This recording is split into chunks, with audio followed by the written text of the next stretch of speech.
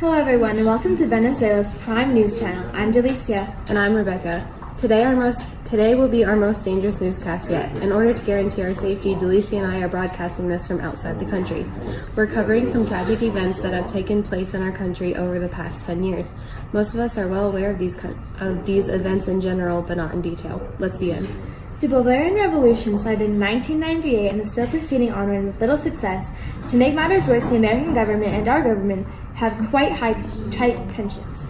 The U.S. government and most of our population know that our current president, Hugo Chavez Frias, is very uncooperative, to say the least. Right now, we are also getting information on something the president is planning against Colombia in collaboration with Cuba, but it is unknown exactly what. We have managed to meet with one of his representatives here today.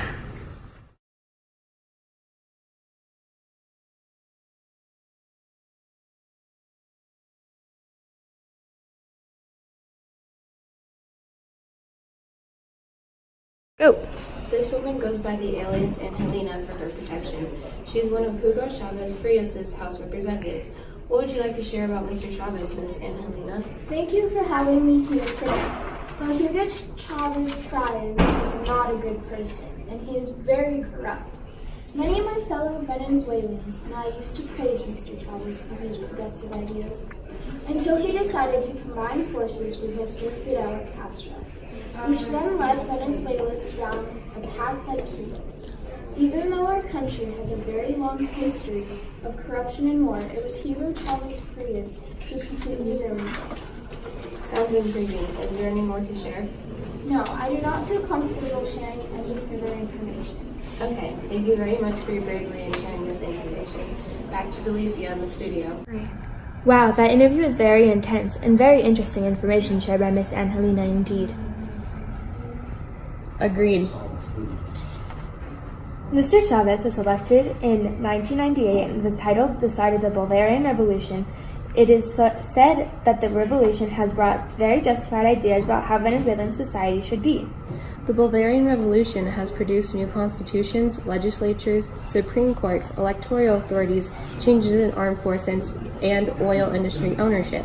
Our country has been changing for both the better and worse over these past 10 years. Indeed they have, Rebecca. You know, this is very much like the Russian Revolution. How so?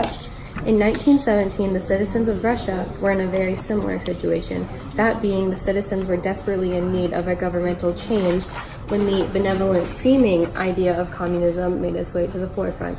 There are actually many parallels between the two countries' struggles and circumstances. Please continue. Thank you, Delicia. To further elaborate, the Russians were also struggling with what they thought was the most oppressive governmental regime until they were introduced to communism.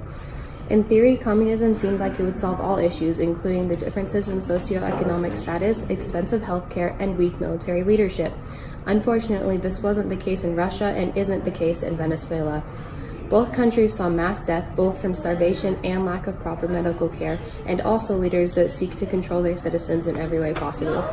Wow, thank you so much for that in-depth look at the oppressive regimes both in 1917 Russia and current-day Venezuela. It's very important that the citizens of Venezuela know what's happening. Indeed, Rebecca. That's all, folks.